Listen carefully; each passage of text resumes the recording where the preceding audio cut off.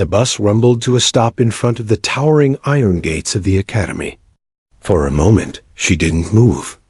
She sat with her hands pressed flat against her knees, staring out the window at the sprawling grounds that stretched beyond the entrance. The morning sun caught the polished brass insignia of cadets already marching in formation, their steps sharp, precise, and perfectly synchronized. The air buzzed with authority, a rhythm of commands shouted and boots pounding against gravel. She swallowed hard. This was the dream she had clung to for years, yet now, with the gates finally looming before her, doubt pressed down on her chest like a stone. She pulled her bag closer and rose. The driver gave her a quick nod, one that felt like silent encouragement. She stepped off the bus, her boots crunching against the gravel. Ahead, the gates opened wide, guarded by 2 stone pillars engraved with words she had repeated to herself countless times: duty, honor, country. The moment should have been triumphant. But the stairs came first. A line of cadets paused mid-step to look at her. Some whispered. Others smirked. A few simply shook their heads. She knew what they saw: a young woman in a place where women were still rare. A figure who didn't fit the mold of what this institution had always been. To them, she was an experiment, perhaps even a mistake. Still, she straightened her back and walked forward. The uniform issued to her that morning felt stiff and unfamiliar, the jacket heavy on her shoulders. She clutched the brim of her cap, adjusting it slightly, as though that small motion could steady the whirlwind in her chest. With every step deeper into the academy, her nerves hummed louder. The first day blurred into a rush of instructions, shouted orders, and endless paperwork.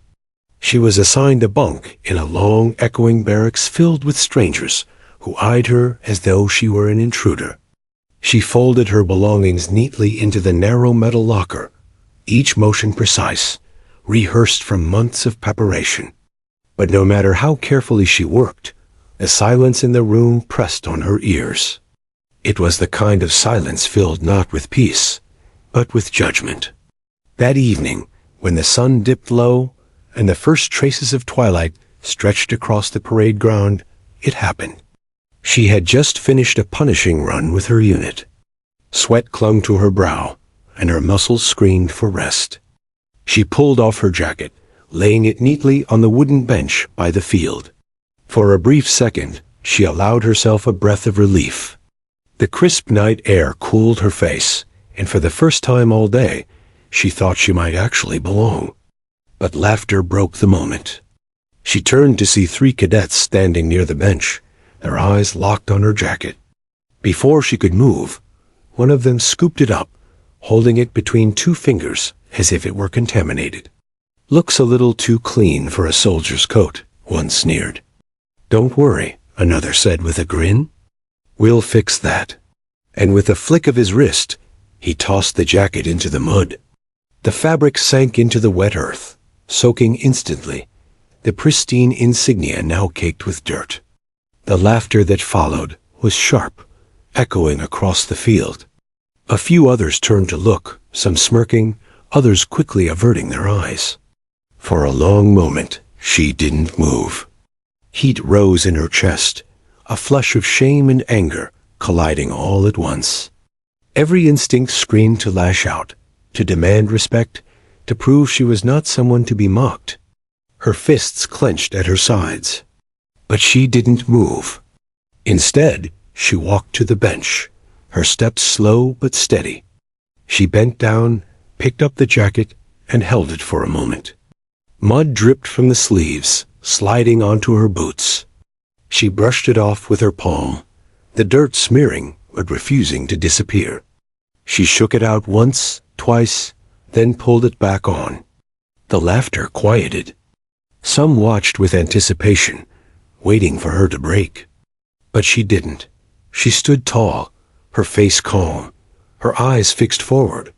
Without a word, she adjusted the collar and marched back toward the barracks, her boots striking the ground in steady rhythm.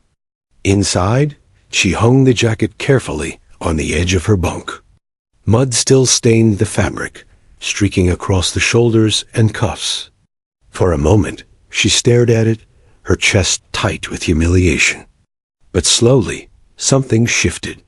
The dirt wasn't just an insult. It was a mark of survival, a reminder that she had endured. They had wanted to shame her. Instead, they had given her the first lesson. The academy would test her in ways no textbook could prepare her for. She sat on the edge of her bed, pulling out a small notebook she had brought from home. On the first page, she wrote a single line. "I will not give them the satisfaction of seeing me fall." Then she closed it, slid it back under her pillow, and lay down, her eyes fixed on the ceiling. The muffled sounds of laughter still echoed from the far side of the barracks, but she let them fade. She had come here for a purpose greater than their approval. She wasn't here to be liked. She was here to lead. And though she couldn't have known it then, the muddy jacket that clung to her that night would become the very symbol of her rise. It was her beginning, her trial by fire or by mud. And in the quiet darkness of that barracks, she made a silent promise. One day, she would return to this place, not as a cadet mocked by her peers, but as a leader who commanded respect. One day, the same soil that stained her jacket would remember her footsteps differently. The morning trumpet blared at 5 a.m., shaking the barracks from silence to chaos. Metal lockers slammed open, boots hit the floor, and cadets scrambled into their uniforms with robotic precision. For her, the sound was a fresh battle cry, one that meant she had survived another night and now had to face another day. She rose quickly, lacing her boots tight, her fingers stiff from yesterday's drills. Her jacket, though scrubbed, still bore faint brown stains from the mud. She wore it anyway, almost defiantly, like a scar that told its own story. As she filed out into the cold air with her company, whispers circled like vultures. "There she is. Bet she won't last till midterms. She'll crack before Christmas." They didn't whisper quietly enough to avoid her ears. It was part of the ritual, constant reminders that she was an outsider. The physical training was relentless. The morning began with a 3-mile run, followed by endless push-ups, squats, and obstacle courses. The instructors barked commands, their eyes lingering on her longer than anyone else. If another cadet stumbled, it was overlooked as fatigue. If she stumbled, it was a confirmation of weakness. "Drop and give me 50.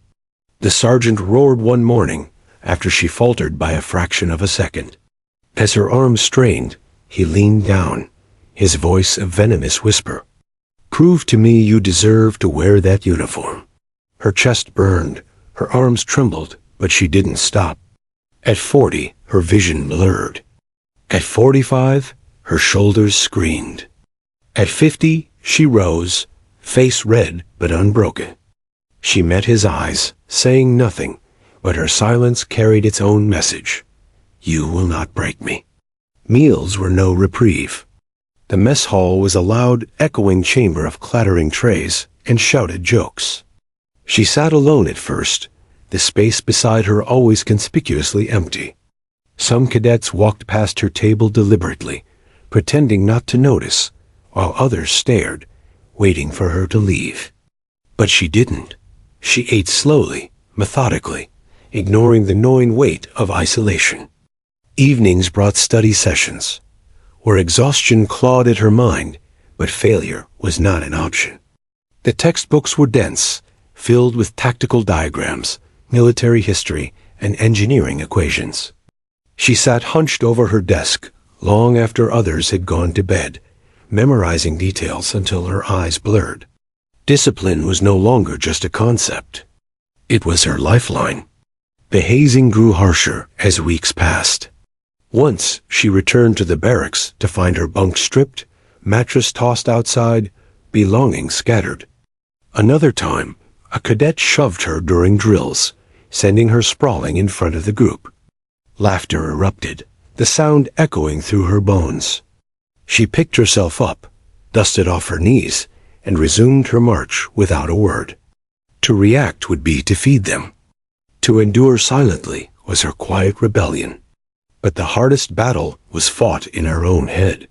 At night, when the barracks finally fell silent, and only the hum of the fluorescent lights filled the air, she lay awake staring at the ceiling. Doubt crept in like an enemy infiltrator. Maybe they're right. Maybe I don't belong. Maybe this was a mistake. She turned over, pressing her face into the thin pillow, biting back the sting of tears. She remembered her family's faces the day she was accepted, her father's proud silence, her mother's tearful smile, her younger brother's excitement. They had believed in her without hesitation. Could she bear the shame of returning home defeated? The next morning, she woke before the trumpet. She laced her boots tighter than usual and stepped outside into the icy dawn. Alone, she ran laps around the field, her breath puffing in the cold air. Each step was a vow. I will not quit. I will not let them win. Days blurred into weeks, and slowly, subtle shifts began to emerge. The same cadets who had mocked her started to take notice of her resilience. She never missed a drill, never lagged behind, never gave in to the exhaustion. She pushed herself harder than anyone else, and though they didn't admit it aloud, some began to respect her stubborn will. Yet respect was fragile, and hostility was always near. During one grueling ruck march, burdened with heavy packs across rough terrain, a cadet behind her muttered, "She'll slow us down." She heard it, felt the heat rise in her chest, but didn't respond. Instead, she pushed harder, quickening her pace until she led the group to the checkpoint. The instructor's stopwatch clicked. She had finished ahead of nearly everyone, including the one who doubted her. Her legs wobbled, lungs burning, but she hit it well. Still, not every day ended in small victories.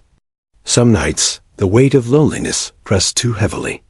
She longed for a voice of encouragement, a friend to lean on. Letters from home became her anchor. She kept them tucked beneath her pillow, reading them again and again until the words imprinted themselves on her heart. "We're proud of you. Keep going. You were made for this." Winter arrived, bringing sharp winds and icy drills. Training intensified, the instructors eager to push cadets to the breaking point. One morning, they ordered the group into the freezing river for endurance exercises. The shock of the water stole her breath, her body shaking violently. She clenched her teeth and focused on survival. Around her, cadets cursed and groaned. She stayed silent, eyes locked on the opposite shore. When she emerged, dripping and trembling, one cadet whispered under his breath, almost begrudgingly, "Tougher than she looks." The words were small, but they lit a spark inside her. She learned that survival wasn't about strength alone. It was about patience, about enduring humiliation, about refusing to surrender no matter the pressure. Every insult became fuel. Every challenge, an opportunity. Slowly, the image of the muddy jacket transformed in her mind. It was no longer just an insult. It was a badge of fire. If she could wear mud on her shoulders, she could carry anything. By the end of that semester, she stood taller. The whispers hadn't stopped, and the challenges hadn't lessened, but something inside her had shifted. She was no longer just enduring. She was beginning to fight back, not with words or confrontation, but with performance. Her scores on physical tests rose. Her academic results outpaced many who had laughed at her. She was carving her place, inch by inch, day by day. And though the road ahead was still steep, she knew one truth more deeply than ever before. They could strip her bed. They could throw her jacket in the mud. They could laugh behind her back, but they could not take away her will.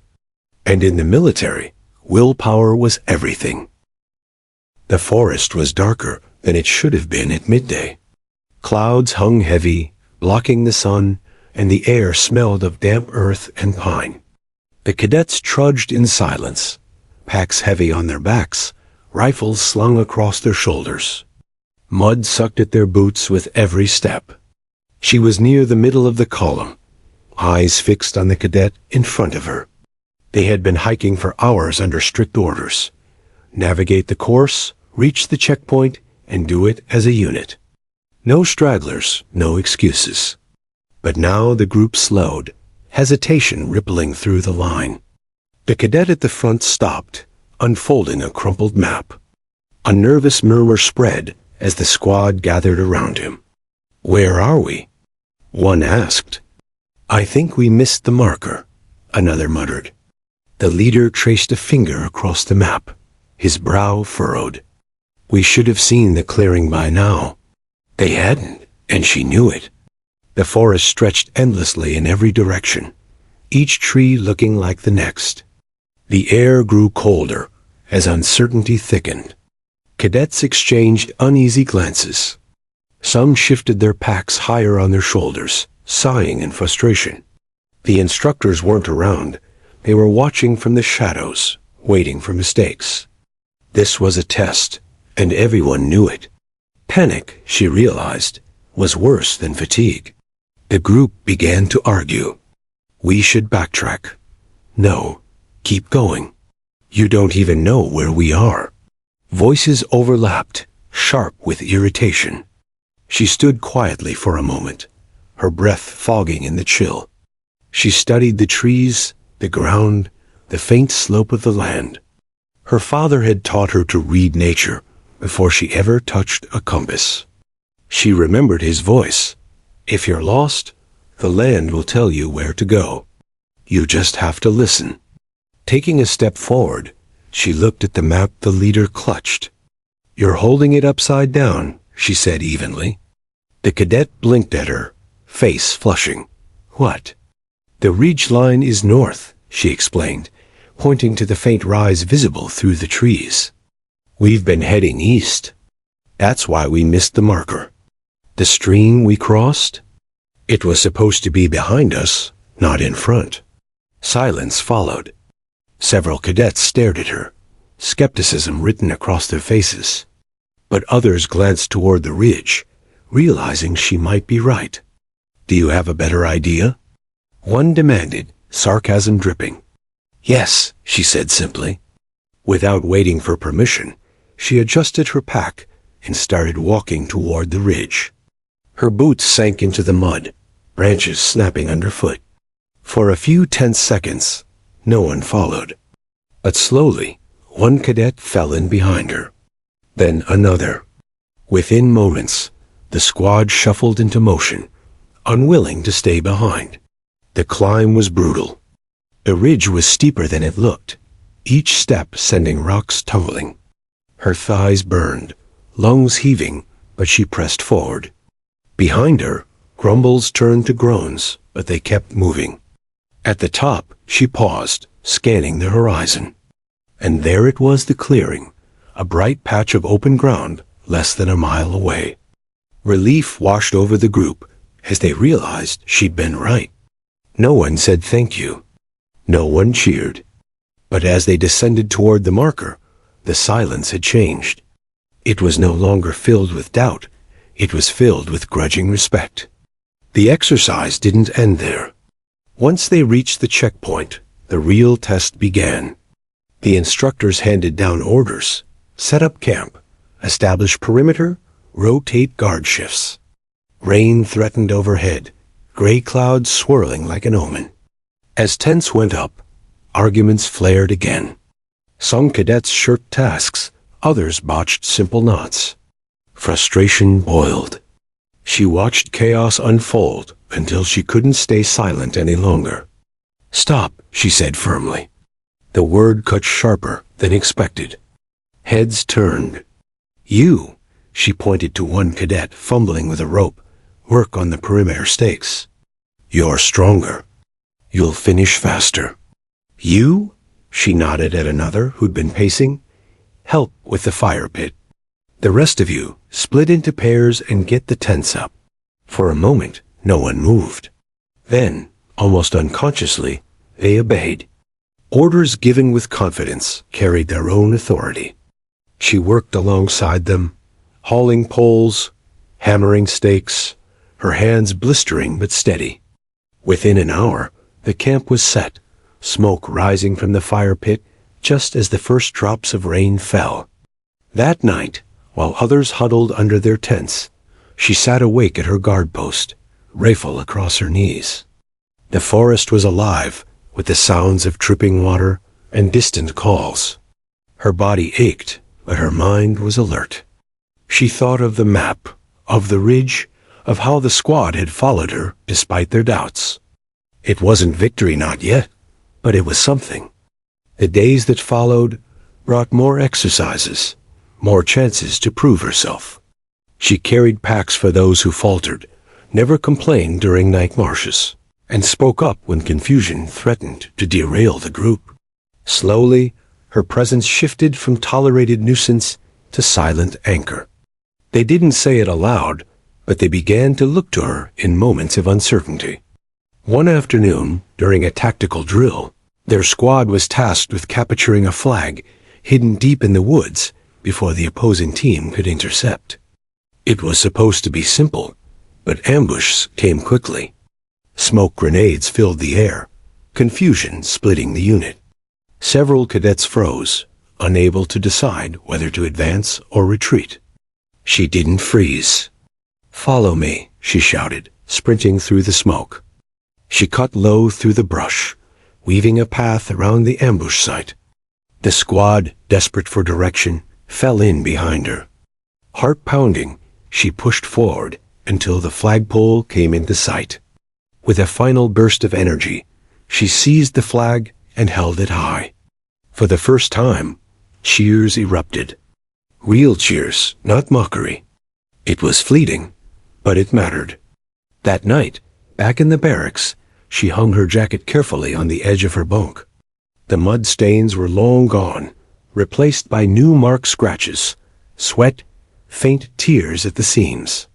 But now, when she looked at it, she didn't see humiliation. She saw survival. More importantly, she saw change. She wasn't just the cadet they had mocked. She wasn't just the girl with the muddy jacket. She was becoming something more, someone who could lead when others faltered. The turning point wasn't about glory. It wasn't about medals or recognition. It was about the moment she stopped fighting to belong and started proving she could lead.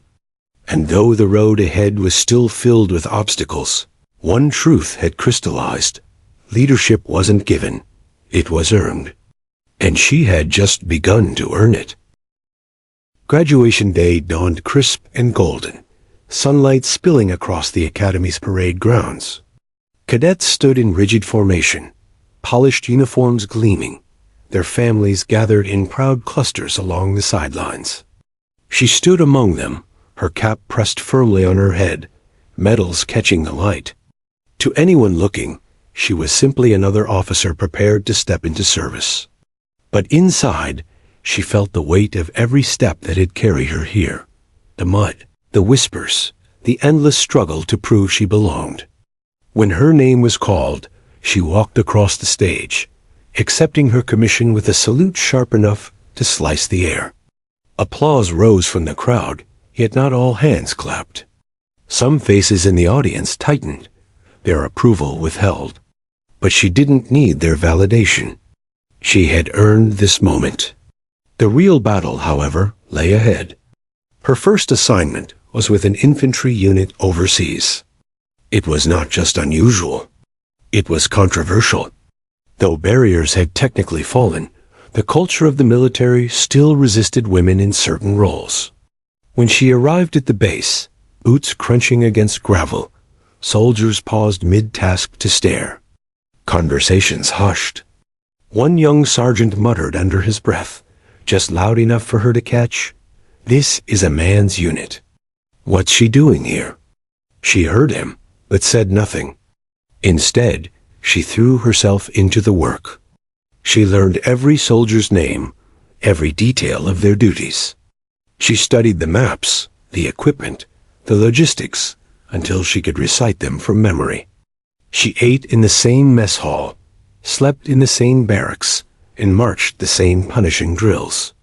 She never asked for special treatment. She demanded none. At first, they tested her. When patrols dragged on into the night, they watched to see if she would tire. She didn't. When the desert sun burned skin and morale cracked, they waited for her to complain. She never did. She carried her pack, loaded her gear, and walked every mile in step. Slowly, walls began to shift. One night, during a surprise inspection, the commanding officer barked orders to assemble in full gear within 2 minutes. Soldiers scrambled, some half-dressed, others fumbling with straps. She was the first out of the barracks, boots laced, weapon ready. The officer's eyes flicked to her, surprised. He didn't say a word, but something unspoken passed between them. Respect. Her career unfolded as a string of firsts. She was the first woman in her unit to lead a live fire exercise, her commands cutting clearly through the chaos of gunfire and explosions. She was the first to oversee a major logistics operation, moving supplies through hostile terrain without a single loss. Later, she became the first in her division to earn a commendation for tactical leadership under pressure. With each milestone, the whispers followed. Some praised her courage. Others muttered that she was only there because of quotas. She ignored both. For her, success wasn't about headlines or applause. It was about proving day by day that she could lead soldiers into the most difficult situations and bring them home alive. But being first came with a price. Every mistake was magnified. If a mission stumbled, it wasn't just her failure. It was ammunition for those who said women didn't belong. The pressure weighed heavily, yet she carried it with silent determination. She understood that she wasn't just fighting for herself. She was fighting for every woman who would come after her. One deployment etched itself into memory more than the others. Her platoon was assigned to secure a mountain pass, critical for supply routes. The terrain was treacherous narrow paths, winding along cliffs, weather unpredictable. Intelligence warned of possible ambushes, but orders were clear. Secure the pass, hold it, and keep the supply chain alive. As they advanced, the ambush came. Gunfire cracked from the rocks above, dust exploding around them. Soldiers ducked for cover, confusion erupting in the chaos. For a split second, hesitation rippled through the ranks. She didn't hesitate. Return fire. Flank left. Move. She shouted, voice steady, cutting through the panic. Crawling forward under fire, she spotted the enemy's position and directed mortar with calm precision. Her soldiers followed, emboldened by her composure. Within minutes, the ambush was broken. Afterward, the men gathered around, adrenaline still surging. One young private looked at her, eyes wide.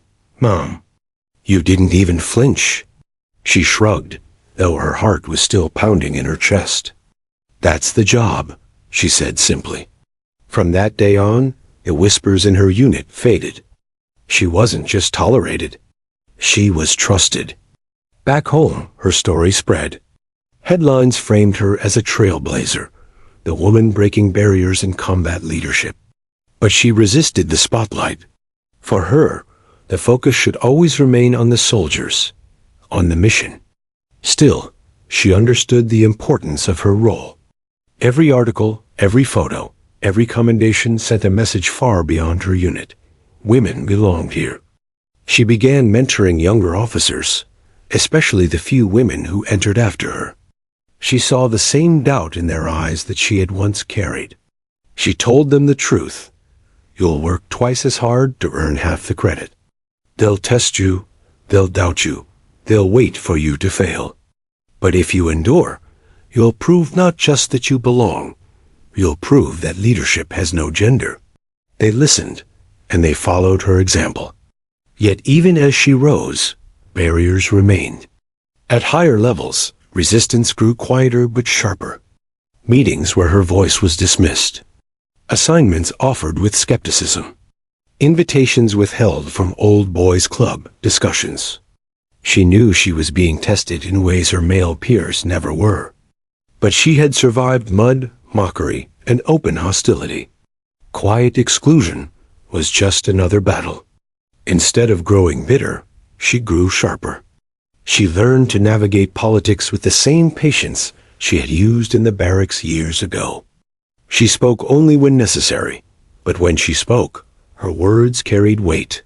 She built alliances, not through flattery, but through competence. And gradually, doors began to open. Years later, she looked back at her career and realized she had become the example. The cadet with the muddy jacket was now an officer whose path others followed. She had walked into rooms where no woman had stood before, and when she left, those doors stayed open for the next. The barriers hadn't disappeared entirely. Some still whispered. Some still doubted. But the ground beneath her feet was no longer the mud of humiliation. It was the solid stone of legacy. And deep down, she knew. She hadn't just survived the system. She was changing it. The desert stretched endlessly, heat waves rippling across the horizon like a mirage. The air was heavy with dust, coating lips and throats with a bitterness that never left. Soldiers marched under the unforgiving sun, packs digging into their shoulders, rifles gripped tightly. In the middle of the column, she walked, eyes scanning the ridgelines, senses sharp with instinct. Out here, respect wasn't given, it was survival. This was no exercise, no controlled environment where mistakes meant demerits. Here, mistakes meant casualties. Her platoon had been deployed to secure a series of villages along a supply route threatened by insurgent attacks. Each day was a balance between diplomacy and defense, between keeping the locals safe and protecting her soldiers from ambushes. She had studied the maps, memorized the terrain, and drilled her troops relentlessly. Yet nothing could fully prepare them for the unpredictability of war. A first firefight came at dawn. As her unit approached a narrow pass, gunfire erupted from the rocks above. Bullets cracked the air, echoing off the cliffs. Soldiers dove for cover, adrenaline surging. For a split second, fear threatened to take hold, but she stood firm. Suppressing fire. Left flank, move. She shouted, her voice cutting through chaos. She crawled forward, directing mortar and calling out positions. Her calm under fire steadied the men, giving them direction where there had been panic. Within minutes, the ambush was broken. The enemy retreated, leaving behind scattered weapons and silence. When the smoke cleared, one soldier approached, eyes wide with awe. "Ma'am," he said, voice shaking, "how do you stay so calm?" She looked at him, her own heart still pounding. "Because if I lose control," she said softly, "we all lose control. And I refuse to lose anyone here." Combat wasn't the only battle. Beyond the firefights, she navigated the delicate task of working with local leaders. The villages were wary of foreign soldiers, their faces marked by years of conflict. Meetings were tense, filled with distrust. At first, elders refused to speak directly to her, directing their words only to her male counterparts. She endured it, letting her actions speak louder than her presence. When her unit delivered supplies during a drought, when they repaired a well broken for months, when her soldiers stood guard during market days so children could run freely without fear, slowly, the walls began to crumble. The elders began addressing her directly. A boy once handed her a handmade bracelet, slipping it onto her wrist with shy eyes. Small victories, but meaningful. Still, every day brought the weight of leadership. Soldiers confided in her about fears they wouldn't voice elsewhere. She listened, advised, and stood by them. She knew that her decisions carried lives in their balance. A wrong call could mean a name carved into stone, a folded flag sent home. At night, when the desert finally cooled and silence replaced the hum of battle, she lay awake in her tent, staring at the fabric ceiling. The doubts she had buried at the academy returned in new forms. Am I leading them right? Am I asking too much? Will every one of them make it home? A burden of command was heavier than any pack she had carried. But when dawn broke, she rose with the same resolve as always. To her soldiers, she was unshakable. They didn't need to see her fears. They needed her strength. Back home, another battle raged, a quieter one, fought in offices and meeting rooms. Reports of her leadership reached higher ranks, drawing attention from policymakers and commanders. Some praised her results. Others scrutinized her every move, waiting for missteps. She sat through meetings where her strategies were dismissed, only to be adopted later when echoed by a male peer. She endured questions no man at her level would face. Are you strong enough for this role? Can you handle the pressure? Her patience was tested daily. But she had learned long ago that power wasn't seized in a single moment. It was built through persistence. She prepared meticulously for every briefing, every report. She anticipated objections before they were spoken. She sharpened her words, making them unshakable. And though some doors closed, others slowly opened. One evening, after a particularly grueling meeting, a senior officer stopped her in the hallway. "You're making a lot of people uncomfortable," he said, his tone more observation than insult. She met his gaze evenly. "Good," she replied. Change always does. The war carried on, deployments stacking year after year. Each one etched deeper lines into her face. Each one added weight to her shoulders. She carried memories of soldiers she couldn't save, names that haunted her dreams. But she also carried moments of triumph.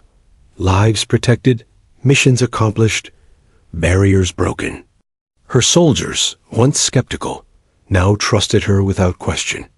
They followed her not because she demanded it, but because she had earned it.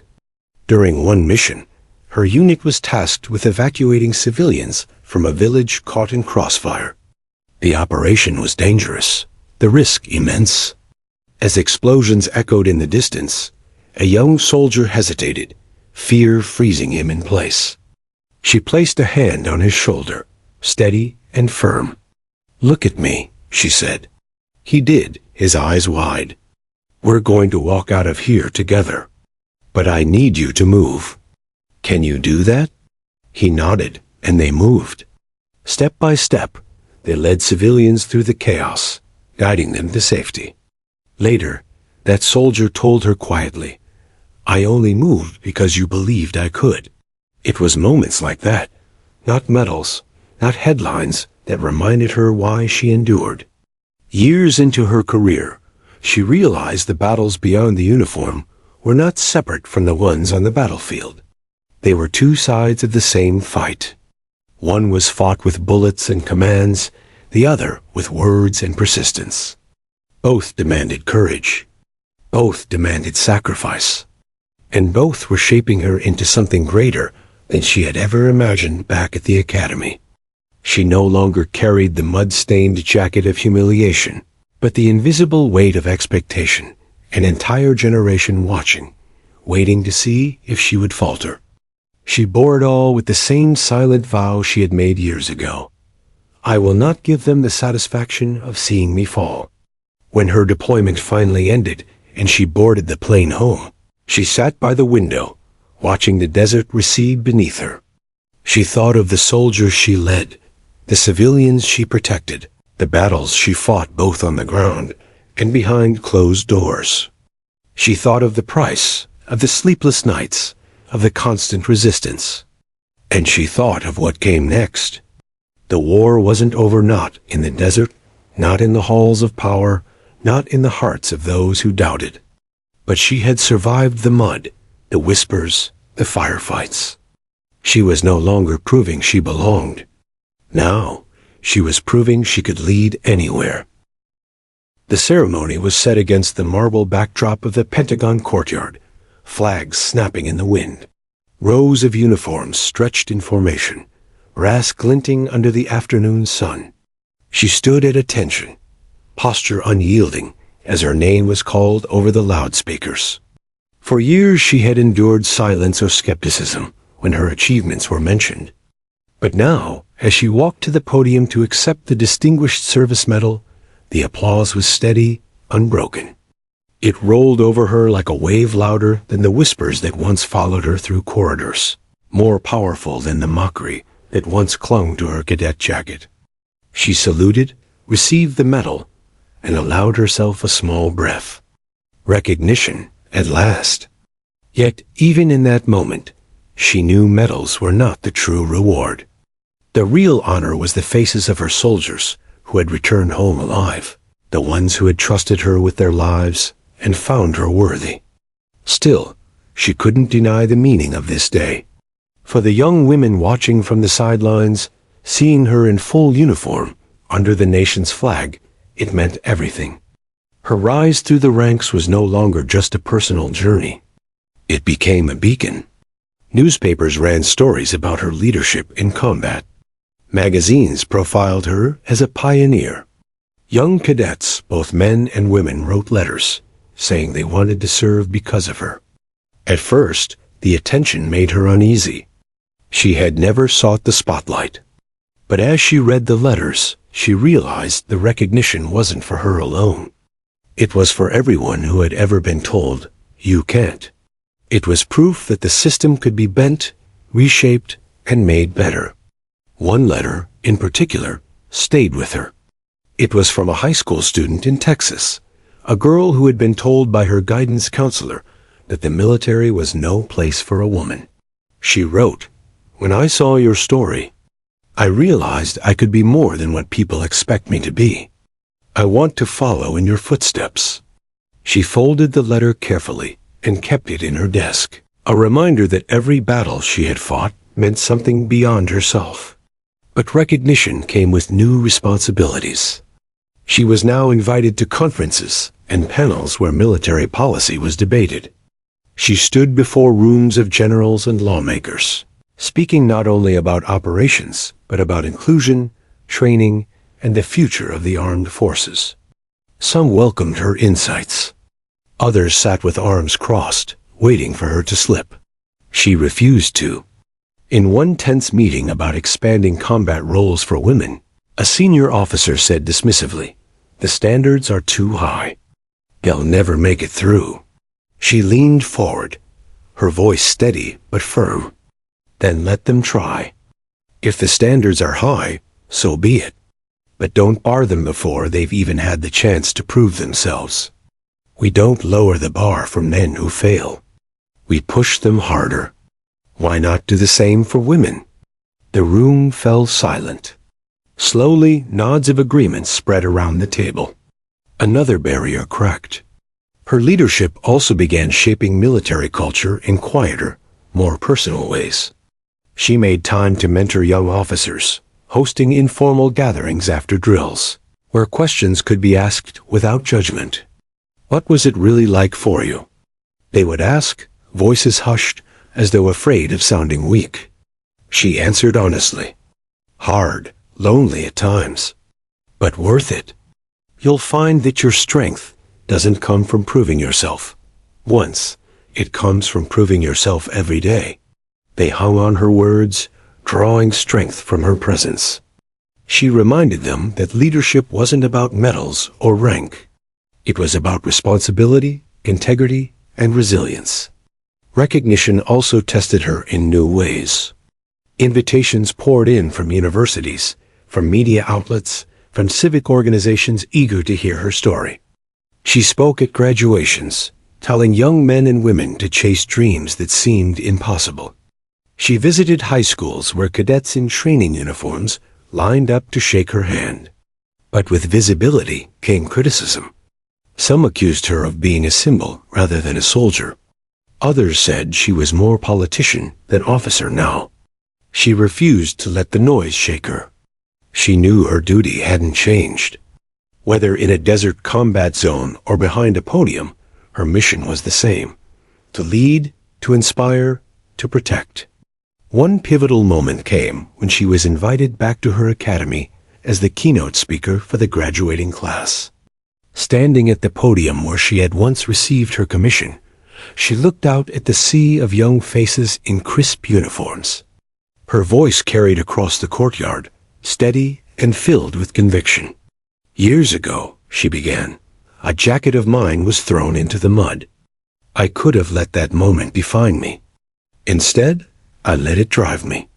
And today, I stand before you, not as a victim of that moment, but as proof that resilience will always outlast prejudice." The cadets listened in rapt silence. She paused and added, "You will face moments where you feel unseen, unheard, underestimated. When that happens, remember this: you do not need their permission to belong. You only need the courage to keep standing." The crowd erupted in applause. For some, her words were just another speech. But for others, they were a lifeline, a spark that would carry them forward long after the ceremony ended. As her career advanced, so too did her recognition. She received invitations to the White House, stood beside world leaders, and became a trusted voice in shaping military policy. But the greatest recognition was not in medals or headlines. It was in the quiet moments, when a young lieutenant introduced herself with trembling pride, saying, "Because of you, I stayed." When soldiers who once doubted her now stood at attention, saluting with genuine respect. When she realized she had become what she once needed, proof that impossible dreams could be real. At night, in her office, she sometimes glanced at the framed photographs on her desk. One showed her standing with her unit in the desert, dust caked on their faces, exhaustion in their eyes, but victory in their stance. Another showed her shaking hands with a young cadet at the academy, her own reflection caught in the cadet's admiring gaze. These images reminded her that recognition was not the end of the journey. It was fuel for the next step. And deep down she knew the path she had cleared was not hers alone. It belonged to every cadet, every soldier, every dreamer who had ever been told no. Recognition was not a finish line. It was a beginning. The day she pinned on her first star, the room erupted in applause. Family, fellow officers, and dignitaries rose to their feet, clapping as the insignia gleamed on her shoulders. For a moment, she allowed herself to feel it the culmination of years of battles, visible and invisible. She was no longer just a soldier or a pioneer. She was now a general. But as the ceremony faded, the reality of her new role pressed heavily against her chest. Stars were not just symbols of recognition. They were symbols of responsibility. And responsibility at this level meant she was no longer leading a few dozen soldiers in the field. She was shaping the lives, futures, and fates of thousands. Her gaze changed. Where once she had marched alongside her soldiers, now she sat in rooms layered with maps, screens, and briefings. Decisions were made in minutes that would echo for years. She no longer carried a rifle. She carried the burden of strategy, of politics, of making choices that had no perfect outcome.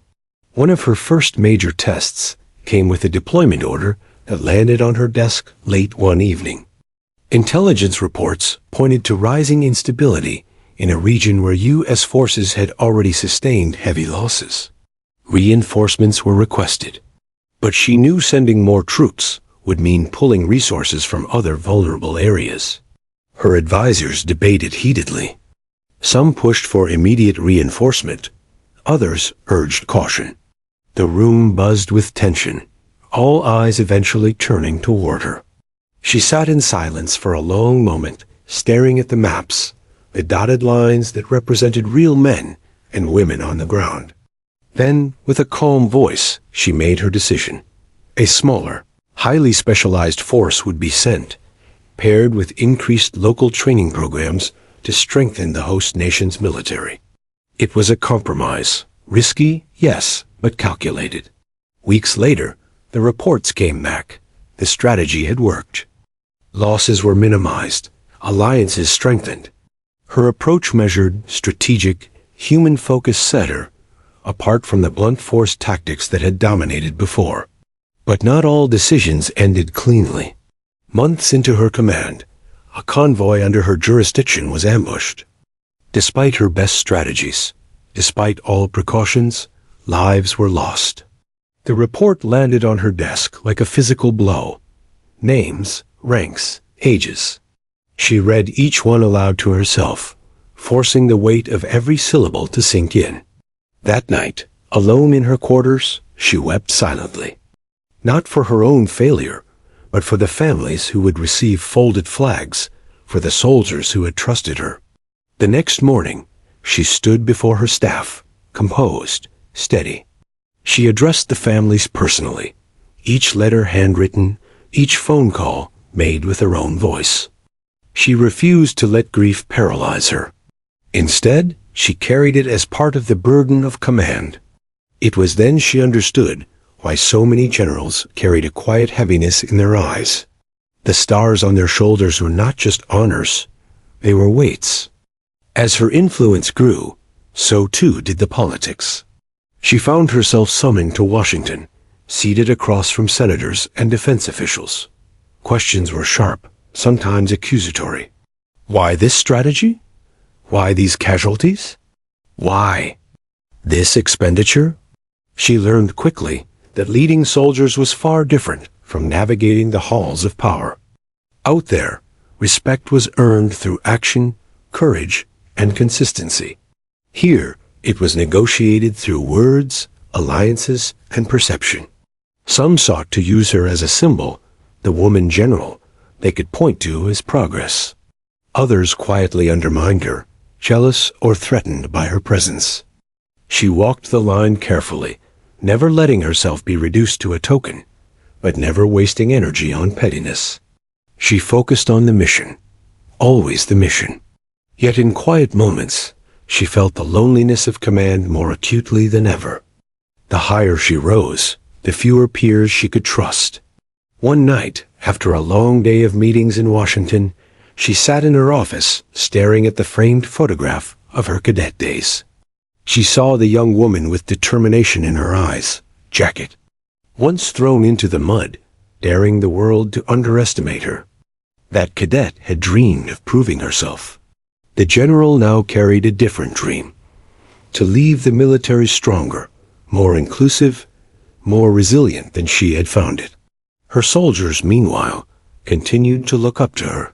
During base visits, troops would line up just to shake her hand, to tell her their stories.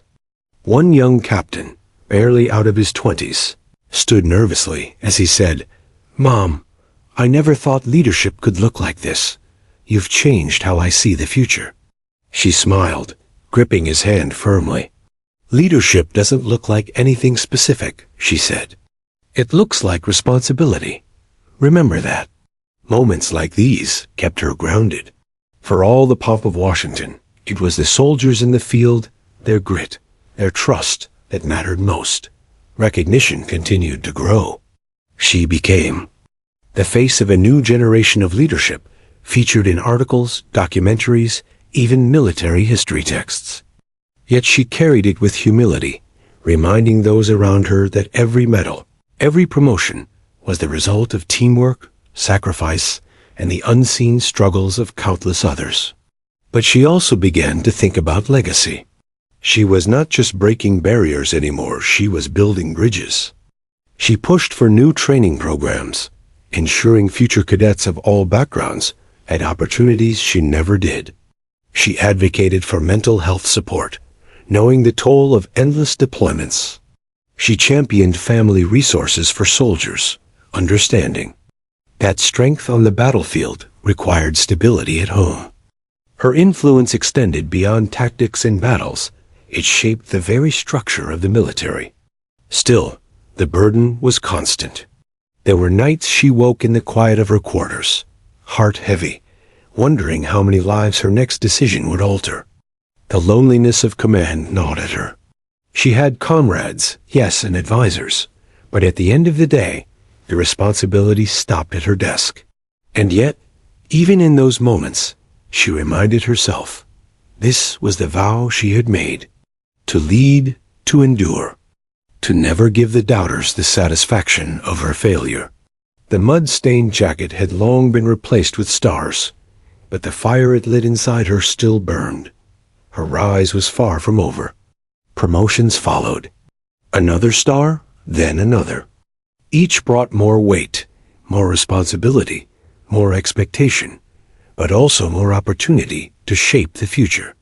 By the time she wore 4 stars, the highest rank, the pinnacle few ever reached, she was no longer just a leader. She was a symbol, a living testament to resilience, to defiance, to possibility. But even as she stood at the peak, she carried the same truth she had always known. The stars were not for her. They were for the cadet who had once stood in the mud. They were for every soldier who had ever been doubted.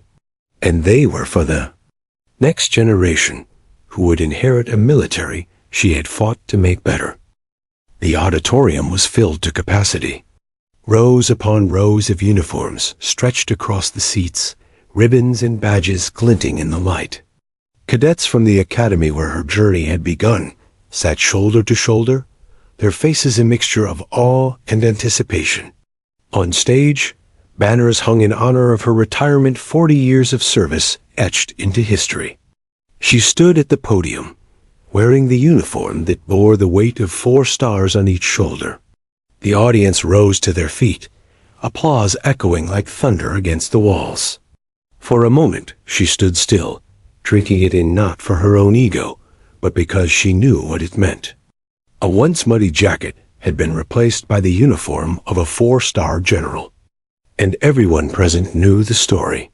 When the applause faded, she began to speak, her voice steady, calm, filled with the wisdom of decades.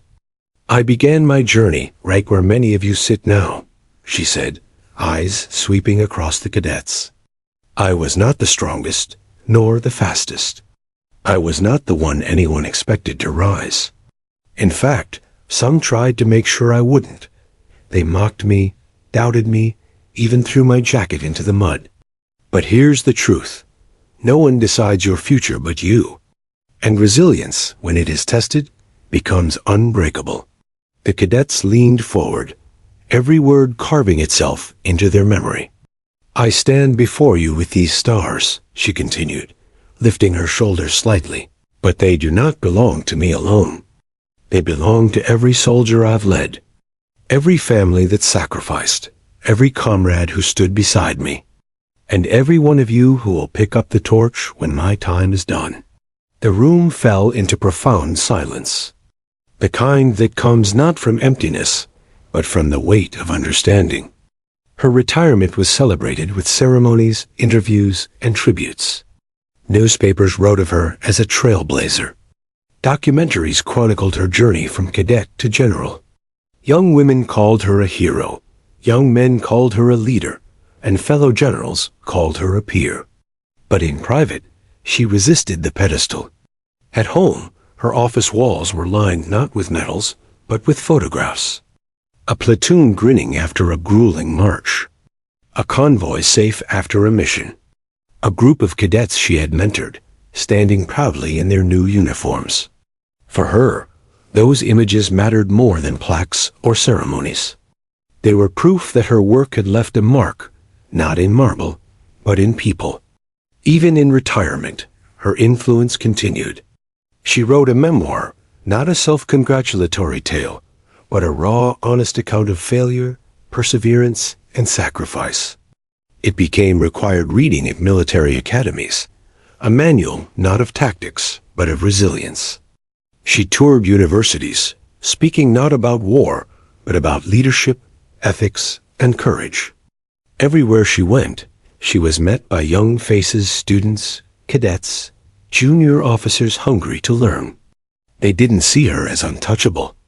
They saw her as proof that the impossible could be achieved. But legacy is not built only in public moments. It is built in the quiet decisions that ripple outward long after the uniforms are hung. Policies she had fought for expanded roles for women, mental health resources, family support programs, became fixtures of the military. The soldiers she had mentored rose through the ranks, carrying her lessons into their own commands. Her presence had changed the culture, no longer an institution that tolerated difference reluctantly, but one that recognized strength in diversity. She often said, "The measure of a leader is not in the medals they wear, but in the leaders they leave behind." By that measure, her legacy was immense. In the twilight of her life, she sometimes returned to the academy. Walking through the courtyard, she would see cadets rushing across the grounds, the same way she once had. Some recognized her and snapped to attention, saluting with nervous pride. She always returned the salute with quiet grace, knowing the cycle continued. One spring morning, as she stood watching a group of young cadets practicing drills, a young woman approached, uniform crisp, eyes bright. "General," she said, voice trembling, "I wanted to thank you. My mother told me your story when I was a child. She said if you could make it, so could I, and now, here I am." The general smiled, her heart swelling with quiet pride. "Then my story is no longer mine," she replied gently. "It belongs to you now. Carry it forward." The cadet nodded, tears in her eyes, before hurrying back to formation. Her final public address came years later, at a memorial for fallen soldiers. The sky was heavy with gray clouds, flags flapping gently in the breeze. She stood before the crowd, voice softer now, but no less steady. "We speak often of sacrifice," she said, looking out at the rows of families holding photographs of their loved ones. "But sacrifice is not a word to be taken lightly. It is the weight carried by every soldier who wears the uniform. It is the grief carried by every family who waits at home. And it is the duty of every leader to honor that sacrifice, not only with words, but with action, integrity, and unyielding commitment." She paused, her gaze distant, as though she could see all the faces she had once led, all the names she carried in her heart. "I wore 4 stars, she said quietly, "but I never forgot that I was once just a cadet in the mud. That memory grounded me, reminded me why I served, why I endured. And when you remember where you began, you will never lose sight of who you are." Tears welled in the eyes of those gathered, the silence thick with emotion. When she passed away years later, her funeral was a state affair. Rows of soldiers marched in perfect formation, the flag draped over her casket. Cannons thundered, salutes cracked the air, and voices trembled as tributes were read. But perhaps the greatest tribute came not from generals or presidents, but from a group of young cadets who had come together on their own. They stood at the back of the ceremony, jackets slung neatly over their arms. When the casket passed, they laid their jackets gently on the ground, forming a path of honor. No one had told them to. It was instinct, respect, gratitude. And in that gesture, the story came full circle. History remembered her as the first woman to rise from humiliation to the highest rank in the U.S. military. But those who knew her best remembered her not for her stars, but for her unwavering humanity. She had carried the mud, the whispers, the burdens, and transformed them into strength for others. Her legacy was not in the uniform she wore, but in the courage she inspired.